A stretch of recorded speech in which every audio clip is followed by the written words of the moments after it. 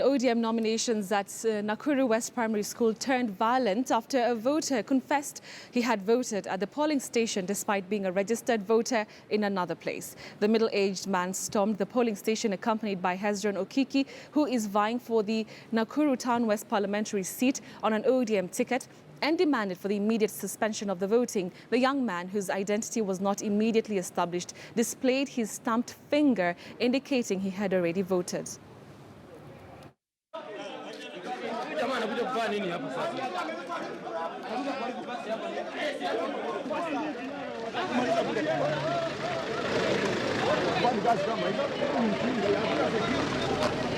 Nilikuja hapa asubuhi baada ya kuambiwa ati this kind of thing is going on.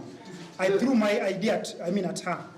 Iliangalia but then hakufanya anything, akanirudishia, nikakatiwa makaratasi, nikapiga kura. But actually I'm not a registered voter here. Ukiangalia kwa register hakuna hata jina moja imeshakuwa cancelled. Una watu wanakuja wanapiga kura wanaenda. Inasemekana unakuja na ID unapiga. Meaning hata kama utatoka Mogon una ruhusa ya kukuja kupiga hapa.